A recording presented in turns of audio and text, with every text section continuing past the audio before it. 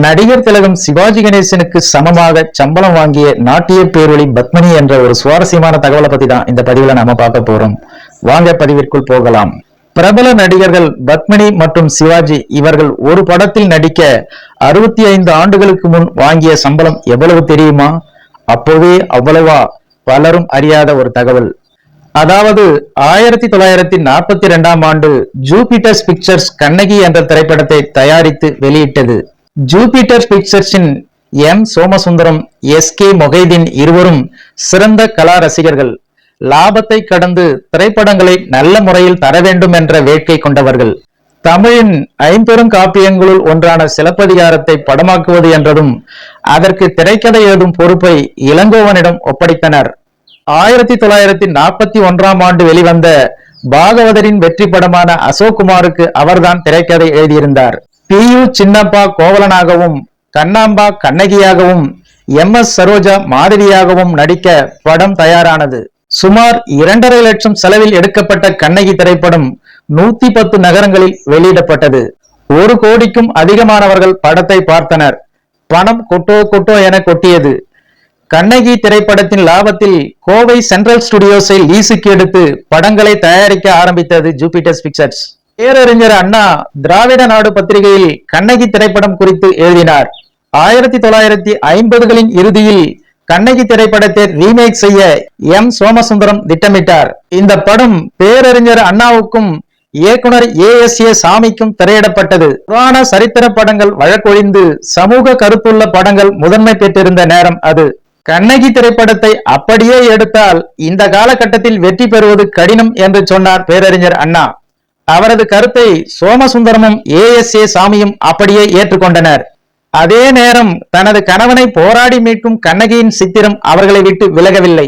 அந்த ஒரு வரியில் புதியதாக ஒரு கதையை எழுதுவது என்று தீர்மானித்தனர். அந்த காலகட்டத்தில் ஹாலிவுட்டின் தி எஜிப்தியன் திரைப்படம் பிரபலமாயிருந்தது. அந்த கதையின் பாதிப்பில் அரு ராமநாதனும் ஏ.எஸ்.ஏ. சாமியும் தங்க பதுமை கதையை எழுதினர். ஸ்கெலிட்டல் வடிவம் அப்படியே கண்ணகி படத்தை கொண்டிருந்தது. ஆனால் கதை வேறு. கோவலனை பிரதிபலிக்கும் மணிவண்ணன் என்ற கதாபாத்திரத்தில் சிவாஜி கணேசனும், கண்ணகியை பிரதிபலிக்கும் செல்வி என்ற வேடத்தில் பத்மினியும் நடித்தனர். மாதவியாக மாயமோகினி என்ற கதாபாத்திரம் உருவாக்கப்பட்டது. ஆண்களை மயக்கும் வசீகர மோகினியாக நடிக்க அஞ்சலி தேவியை அணுகினர். அந்த கதாபாத்திரத்தில் நடிக்க மறுக்க பானுமதியிடம் சென்றனர். அவரும் நடிக்க மறுத்தார். லலிதாவும் முடியாது என்று சொல்லிவிட்டார். இறுதியில் டி.ஆர். ராஜகுமாரியிடம் வந்தனர். கொல்லும் விழியால் என்று வர்ணிக்கப்படும் டி.ஆர். ராஜகுமாரி மாயமோகினியாக நடிக்க ஒப்புக்கொண்டார். அந்த கதாபாத்திரத்துக்கு பொருத்தும் என்று சொல்லும் அளவுக்கு மாயமோகினியை தனது நடிப்பால் உயிர் பெறச் செய்தார். இயக்குனர் ஏ.எஸ்.ஏ. சாமி இயக்கத்தில் சுமார் 8 லட்சம் ரூபாய் மதிப்பில் தங்க பதுமை படம் தயாரானது. மணிவண்ணன் சிவாஜிக்கு நிகராக பத்மினியின் செல்வி கதாபாத்திரம் படைக்கப்பட்டிருந்தது. ஓய்வு எடுக்காமல் பத்மினி வசனங்களை படித்து மனப்பாடம் செய்து நடித்தார். நாயகன் கதாநாயகி ஆகிய இருவருக்கும் சம வாய்ப்பு என்பதால் சிவாஜிக்கு அளித்த 60,000 ரூபாய் சம்பளம் அப்படியே பத்மினிக்கும் வழங்கப்பட்டது.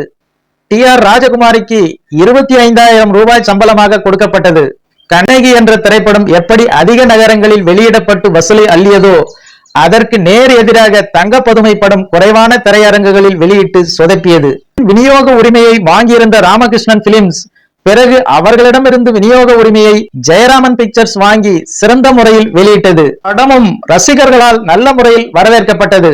6வது தேசிய திரைப்பட விழாவில் தமிழின் சிறந்த படத்துக்கான 2வது பரிசை தங்க பதுமை பெற்றது என்பது குறிப்பிடத்தக்கது. ஓகே ஃப்ரெண்ட்ஸ், மேலும் இது போன்ற வேறொரு சுவாரஸ்யமான தகவலுடன் சந்திக்கலாம். அதுவரை உங்களிடமிருந்து விடைபெறுவது ஐ எம் சி இளங்கோ. நன்றி, வணக்கம்.